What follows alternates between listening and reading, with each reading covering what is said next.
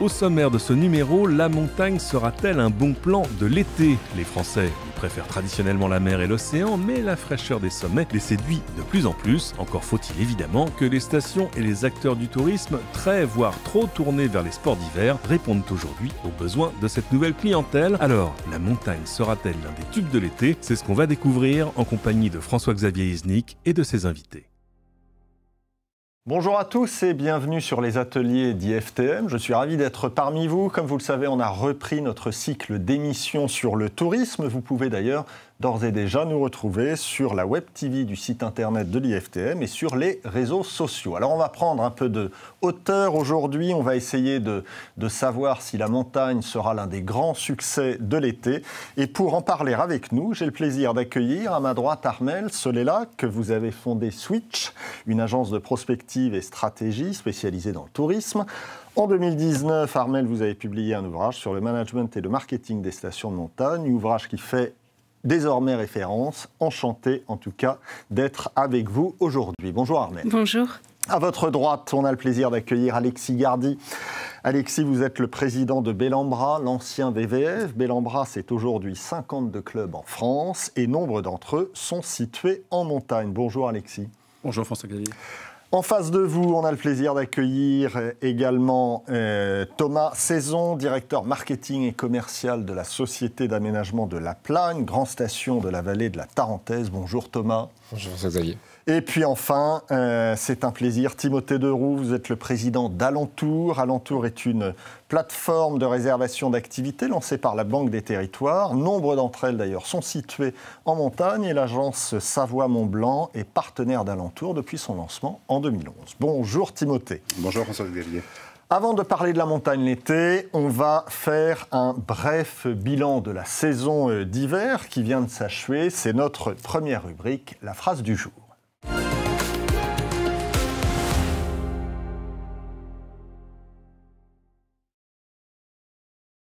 Alors, vous la voyez s'afficher à l'écran, les chiffres de la période hivernale sont un soulagement pour l'ensemble des professionnels. Voilà ce qu'a déclaré Jean-Luc Bock, président de l'Association nationale des maires des stations de montagne. Alors Thomas, vous confirmez, la saison d'hiver a été très bonne aussi à La Plagne ? Elle a été plutôt bonne. Ouais. Après une première année, alors l'an dernier le Covid, une saison précédente qui avait également été amputée de 6 semaines d'exploitation. Donc là, on a senti un retour assez important du nombre de vacanciers sur les sports d'hiver et sur le ski en général. Des croissances qui sont à peu près valables dans tous les segments de fréquentation, agences immobilières, résidences meublées également, un petit peu moins sur la partie club ou sur la partie hôtellerie pure. Et puis par contre, un chiffre intéressant quand même si la fréquentation globale des destinations a été bonne, ça cache néanmoins un léger retrait du nombre de journées de ski. Donc deux explications à ça. La première, c'est qu'il est fortement possible que la montagne ait attiré aussi l'hiver autre chose que des purs skieurs. Ça, c'est un phénomène de contraction un peu du marché. Et puis, deuxième élément, c'est que néanmoins, ne pas oublier de là où on partait il y a plus de 2 ans, sur lesquels on avait des grosses inquiétudes sur notamment des tours opérateurs étrangers, on va commencer par les Britanniques, bien évidemment. Britanniques sur lesquels le Covid ne doit pas faire oublier à la fois la faillite de Thomas Cook et les effets du Brexit, qui en fait, avec différentes vagues, finissent par se faire ressentir. Donc, on n'a pas retrouvé complètement des niveaux sur l'ensemble de ces clientèles. La clientèle française s'est très très bien comportée en général, y compris la clientèle Benelux. Donc voilà, globalement, on a fait effectivement une bonne saison avec des conditions météo qui ont été bonnes et qui nous ont permis de tenir jusqu'au bout, puisque les dernières stations ont fermé le 8 mai dernier. On n'a pas encore retrouvé les niveaux de 2019. Hein. Pas encore. Il manque encore un peu de... Voilà, il faut le temps que tout se remette, et notamment, je pense, par la commercialisation et certains commercialisateurs qui, avec les périodes et crises économiques qu'on a traversées, n'ont pas retrouvé 100% de leur niveau de commercialisation, donc de leur capacité à faire venir la clientèle identique aux années précédentes. Alexis Gardy, comment vos établissements en montagne ont-ils performé cet hiver ? Donc on est satisfait de la saison 2022. Hein, comme le disait Thomas, on ne pouvait faire que mieux que l'an dernier. C'était assez facile d'avoir des indicateurs verts sur tous les KPI cette année. Néanmoins, on se réjouit d'avoir retrouvé nos clients. Hein. On a été en période de de troubles jusqu'à Noël, le début janvier, avec le dernier variant Omicron qui s'était invité à la fête. On a pu démontrer sur nos 16 clubs de montagne une extrême mobilisation de nos équipes, qui avaient elles aussi envie de retrouver les clients, les sites en activité, avec un enneigement qui était très satisfaisant en début de saison. Donc, premier point positif. On fait mieux de notre côté qu'en 2019, et ça, c'est une très bonne nouvelle. Alors, ça s'explique par le fait aussi que cette année, on a eu le plaisir d'ouvrir un nouveau club de montagne, donc à Tignes-Val-Claret, club qu'on a récupéré d'un autre opérateur, qu'on a rénové, et qui bénéficie d'une localisation absolument privilégiée. Et on a pu montrer à nos clients traditionnels et nos nouveaux clients que l'offre club, par rapport à ce qu'on disait tout à l'heure sur peut-être une certaine désaffection du produit tout ski, était riche de variété, de diversité pour ceux qui avaient envie de faire ici une balade en raquette, de découvrir des activités à la montagne, de plonger sous le lac à Tignes, pour ne citer que Tignes, mais pour profiter finalement d'innombrables autres activités que le ski dans ces stations emblématiques. Donc un bilan satisfaisant. Tout au long de la saison. Noël a été très particulier pour les raisons que j'évoquais tout à l'heure. Janvier, français versus étranger, le match a duré à peu près tout le mois. Les vacances de février étaient bien sûr au rendez-vous et la saison s'est prolongée jusqu'au dernier moment avec des chutes de neige dans les grandes stations de haute altitude jusqu'au premier jour de mai. Donc voilà, on a bénéficié de conditions favorables. Je pense qu'il faut rester très concentré pour les saisons futures sur, comme le disait Thomas, les canaux de distribution, la diversification de notre clientèle, tant en termes d'origine qu'en termes d'attente par rapport aux produits tout ski et aux produits périphériques, et toujours réfléchir à faire évoluer notre produit pour répondre aux attentes d'aujourd'hui et de demain. On va en parler de ça. Timothée Deroux, vous avez sur votre plateforme, sur celle que vous avez rachetée ou celle avec qui vous êtes en partenariat, des activités liées au sport d'hiver. Vous en avez pas mal déjà, hein ? Oui, alors Alentour s'est lancé en septembre, donc c'est assez récent. Alentour, c'est un dispositif qui permet de simplifier la distribution et la réservation d'activités touristiques de loisirs, donc entre autres les activités de montagne, les activités de plein air. Et c'est vrai que nous avons acquis une plateforme grand public qui s'appelle manawa.com, qui propose elle aussi beaucoup d'activités en montagne. Donc Alentour a un dispositif à la fois B2B2C, qui propose son catalogue d'activités à des distributeurs clés, et notamment Bellambra, qui va le proposer à ses clients. Et Alentour, c'est aussi une plateforme donc grand public qui s'appelle manawa.com. On propose bien sûr des activités en montagne parce que l'objectif d'Alentour, c'est de digitaliser des activités qui ne sont pas encore forcément digitalisées. Et une grande partie de ces activités de loisirs, ce sont des activités de plein air. Donc, des activités pour la montagne. La montagne est très propice à ces activités de plein air. Et donc, on cherche effectivement à digitaliser les activités de montagne. On en a déjà beaucoup, à peu près 3000, sur 6000 activités en France. On a ce partenariat avec Savoie-Mont-Blanc qui nous ouvre des portes et qui nous permet de digitaliser plus d'activités. On va être la plateforme d'activités, d'ailleurs de réservation d'activités du site web de Savoie-Mont-Blanc. Et ce qu'on a constaté cet été, alors la fenêtre d'observation qu'on a chez Alentour, c'est uniquement sur notre plateforme grand public, sur manawa.com. Ce qu'on a constaté effectivement, c'est bien sûr une hausse des réservations par rapport à l'année précédente. C'est pas très étonnant. Et ce qu'on voit, c'est que les activités hors ski, ça confirme peut-être ce que vous disiez, Thomas. Les activités hors ski se portent bien. On voit qu'il y a beaucoup de réservations de randonnées en raquette, de parapente, de location de motoneige. Donc oui, les activités se portent bien. On en propose sur la plateforme et on pense que c'est un segment qui va beaucoup se développer, en particulier en montagne. Oui, ça on va en reparler.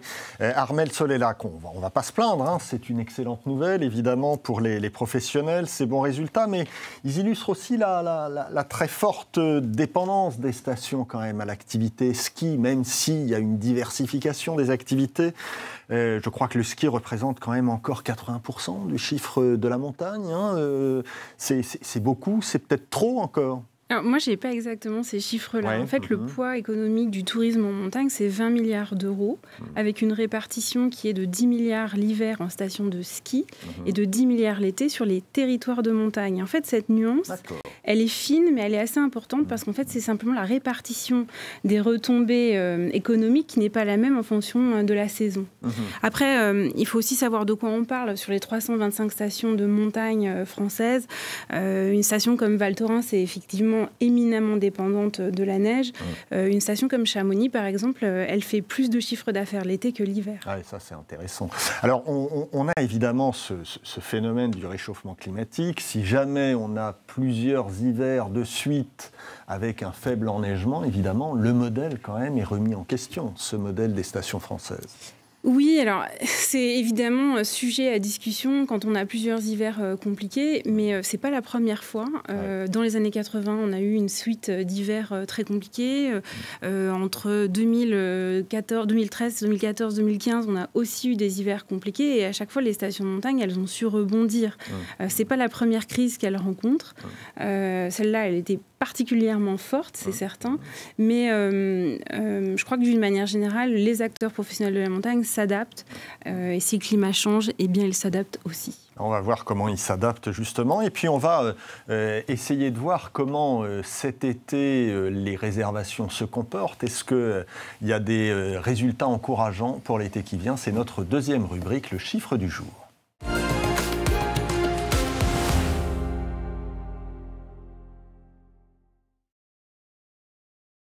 Alors, vous le voyez s'afficher à l'écran, 4 vacanciers français sur 10 partiront à la montagne cet été.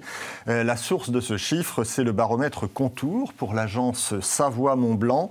Thomas Saison, vos indicateurs à la plagne sont-ils aussi optimistes? Vous êtes confiant pour cet été? 4 vacanciers français sur 10, c'est quand même un très très bon résultat, si c'est le cas en tout cas. Ça veut dire qu'une autre majorité ne va pas à la montagne. On peut le voir comme ça. On peut le voir comme ça. Non, les chiffres sont encourageants.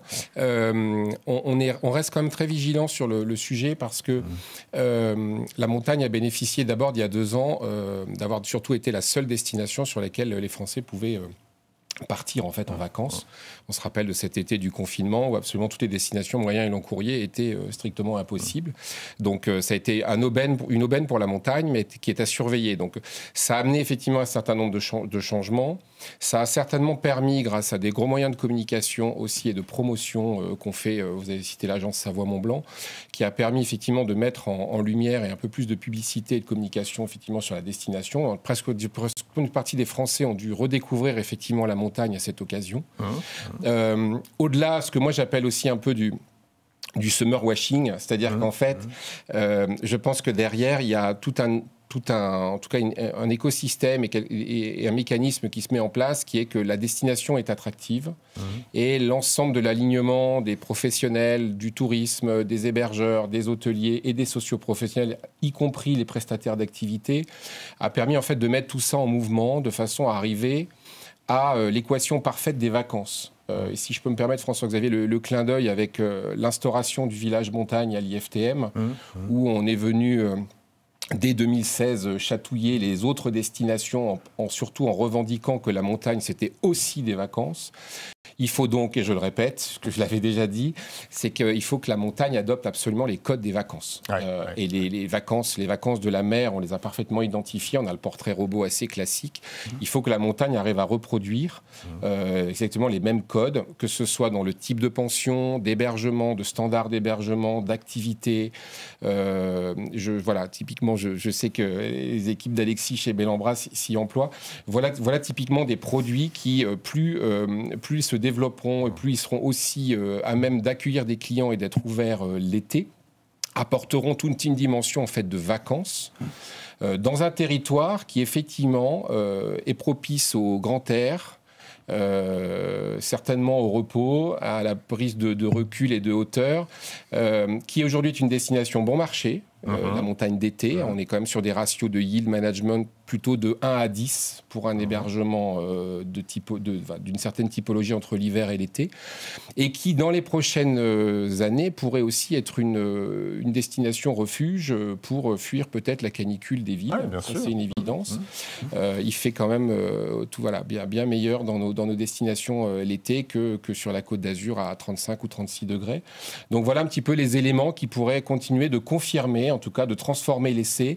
Et je crois vraiment, alors pour le coup, je pense que le Covid nous a donné un bon coup de pouce depuis 2 ans, qui convient de cultiver et de continuer de faire progresser. Mais ça a été une aubaine, en tout cas pour une grande partie des Français, de redécouvrir la montagne à cette occasion. Et apparemment, ça se confirme.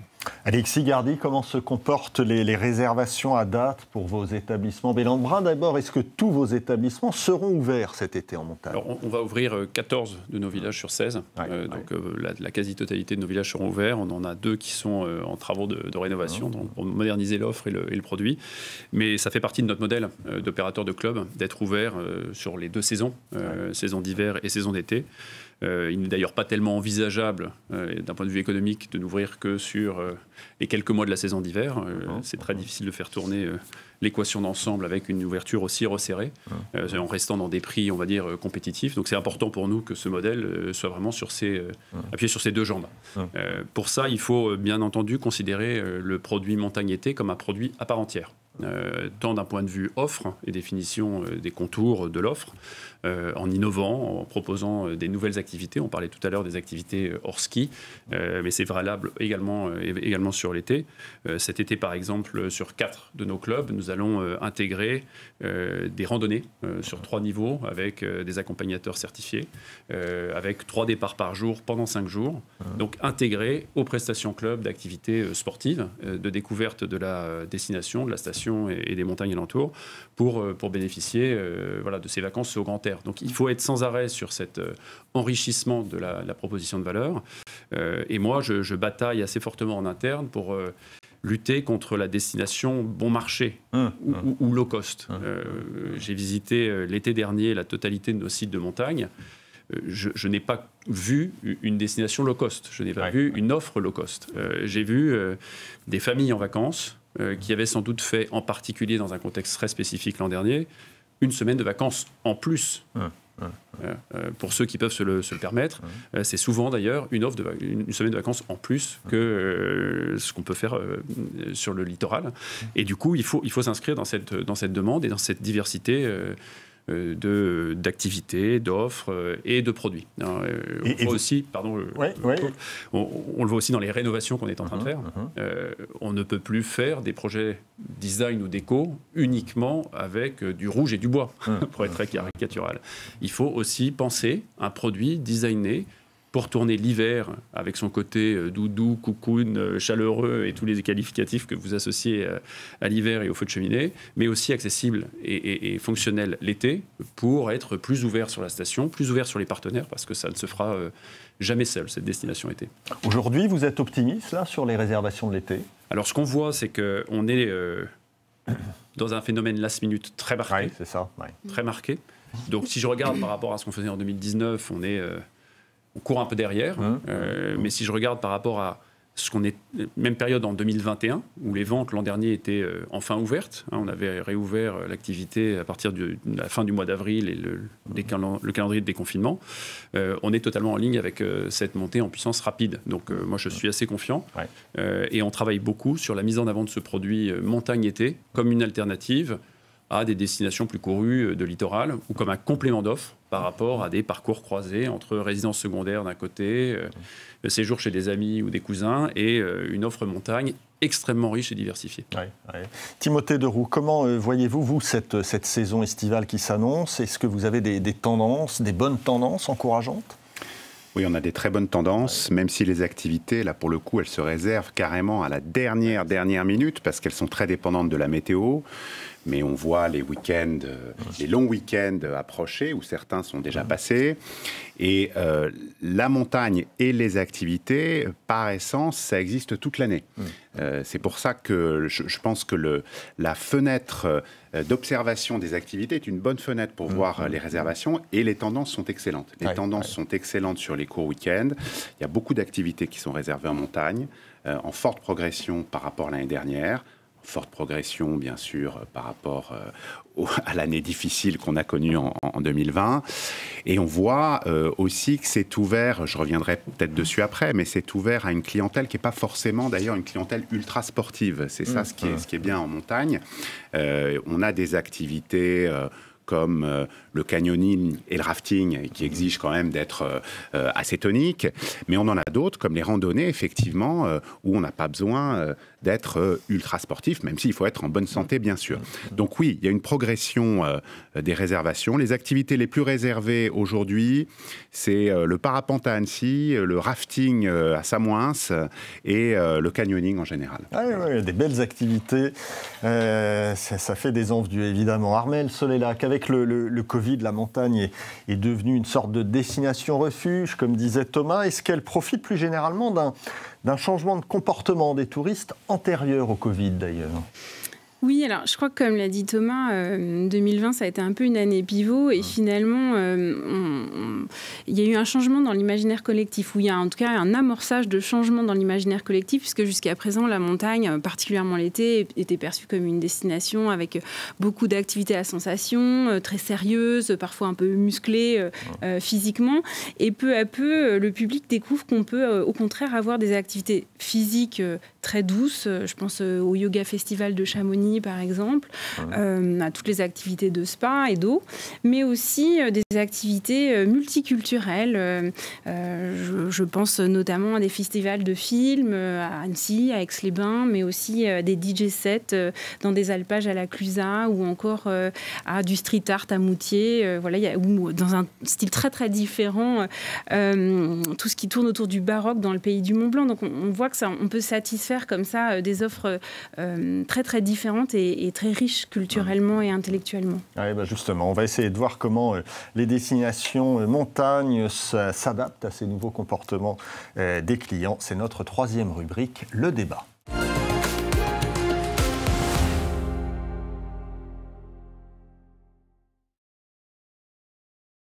Alors, comment la montagne peut-elle développer la saison estivale? On va en parler avec nos invités. Thomas Saison, d'abord, est-ce bien l'intérêt des stations de ski de se développer en été? Le ski est une industrie gourmande en capitaux, c'est forcément un peu la course à l'échalote. Il faut construire des lits pour amortir les remontées mécaniques, il faut construire des remontées mécaniques pour amortir les lits. Finalement, c'est quand même un peu difficile pour vous de sortir de cette spirale, non? Alors... Bon, j'ai plutôt une conviction qui est plutôt non. Oui. Je pense que, comme l'a dit Alexis, on doit aussi pouvoir jongler sur plusieurs saisons. La montagne, effectivement, est très concentrée quand même sur grosso modo 20 semaines d'exploitation d'hiver, ce qui est de toute façon, et ce qui va se raccourcir dans les années qui viennent. Oui, forcément. Si on fera un point sur le réchauffement climatique, mais on prédit dans quelques années des cycles de neige ou de ski qui sera inférieur à 8 ou 10 semaines dans la saison. Donc c'est une évidence économique. Alors, quand on est sur une stratégie comme la Compagnie des Alpes, qui est d'avoir que des stations de ski à plus de 2000 mètres d'altitude, ce phénomène viendra plus tard dans notre stratégie et je l'assume complètement.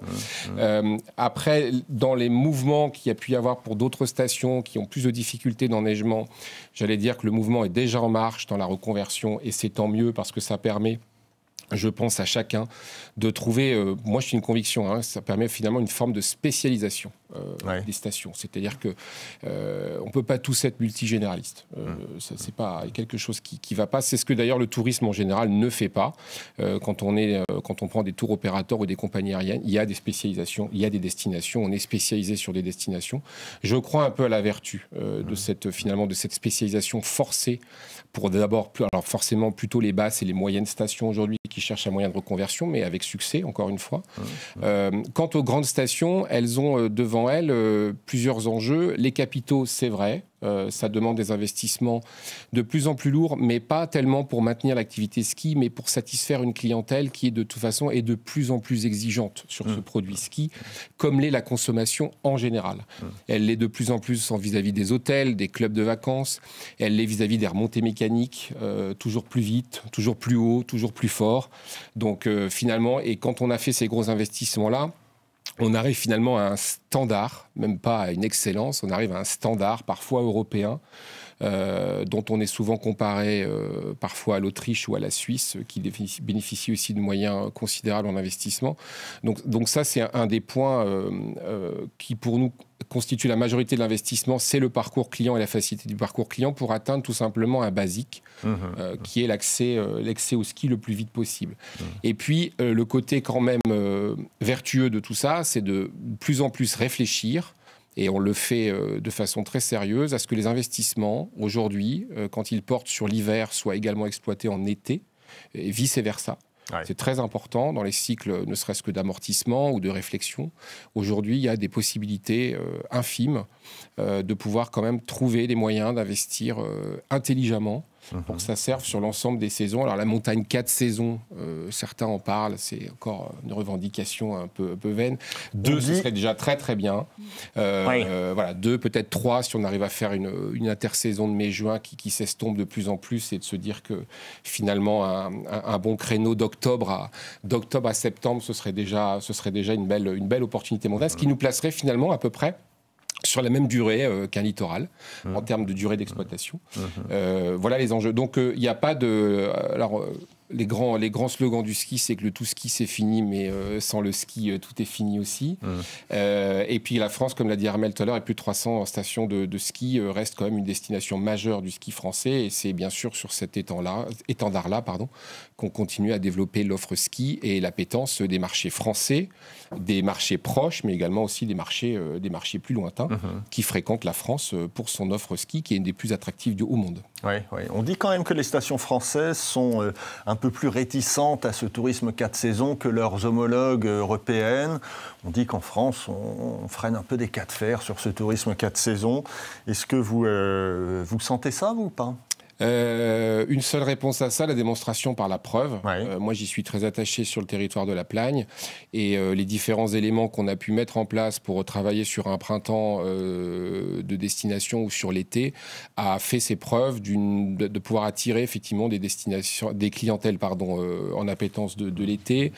On avait parlé sur ce plateau précédemment aussi du lancement de Plan Resort, qui était notre agence de voyage en ligne, qui travaille sur une offre hébergement, package, transport, plus activité, qui aujourd'hui se porte bien et prouve qu'effectivement le modèle, lorsqu'il est packagé et complètement intégré, fonctionne. Mais avec des standards, je le rappelle, qui sont importants, c'est de designer des vacances à la montagne d'été, de redesigner. Beaucoup de stations ont fait le pari d'un triptyque, parfois payant, mais pas toujours, d'un triptyque randonnée, trail et VTT, qui sont des activités, comme l'a dit Armelle, qui sont assez engagées physiquement et sportivement, qui, par opposition à une majorité de Français qui lézardent sur les plages, sur le littoral l'été, est un peu en opposition. Donc en fait, il faut qu'on arrive à garder ce triptyque pour une clientèle sportive, mais surtout démocratiser l'ensemble des autres activités. L'intermédiaire, je pense que le bon plan, si j'allais dire, c'est que par l'intermédiaire des clubs de vacances, en tout inclus, avec une offre activité incluse à l'intérieur, etc. Typiquement, on commence à trouver en été ce que le littoral et les destinations moyen et long courrier font depuis 40 ans, c'est-à-dire de ne pas vous poser la question de la restauration, de l'hébergement, de ne pas vous poser la question finalement du programme d'animation, puisqu'il y en a toujours qui sont affichés à l'entrée du club et il se passe quelque chose toutes les heures. Et donc, je pense que c'est vers ce modèle que la montagne doit aller pour proposer finalement tout simplement des vacances. Alexis Gardy, pour un acteur important de l'hébergement comme vous, le développement de la saison estivale, ça passe par quoi ? Est-ce que ça passe par déjà une mise aux normes d'un parc hôtelier familial qu'on dit vieillissant quand même dans les stations de montagne ? Est-ce que ça passe par une montée en gamme ? Alors, ça passe par une évolution du produit, c'est certain. Donc, ça peut prendre plusieurs formes. Des rénovations de sites, à l'image de ce qu'on vient de faire, nous, à Tignes. Ça peut être aussi des projets qui vont être paramétrés dès le départ pour être bisaison, comme les 2 projets que l'on mène en ce moment pour ouverture 23-24 à Flaine et aux 2 Alpes. Donc c'est en effet d'abord un investissement dans les murs et dans la capacité de ces murs à s'adapter sur la saison d'hiver et la saison d'été. Je vais prendre un exemple. Nous avons mis en place dans une formule revisitée, tout compris à Tignes cet hiver, formule qu'on va généraliser sur les clubs d'Avoriaz et d'Arc 1800 la saison d'hiver prochaine et qu'on va étendre sur la saison d'été en profitant de la totalité des infrastructures de ces sites. On utilise beaucoup notre terrasse face au glacier à Tignes-Val-Claret. C'est le meilleur endroit pour faire le retour de ski en saison, mais c'est aussi le meilleur endroit pour être le point de rendez-vous et le lieu de vie du club dans la saison d'été, à la croisée des chemins de randonnée, à la croisée des activités. Et en effet, dans cette offre club tout compris, vous avez une somme d'activités proposées par le club déjà prévues au programme, on va dire. Et vous avez, grâce à nos partenaires comme Alentour, la possibilité de vous ouvrir sur la diversité d'expériences et d'activités.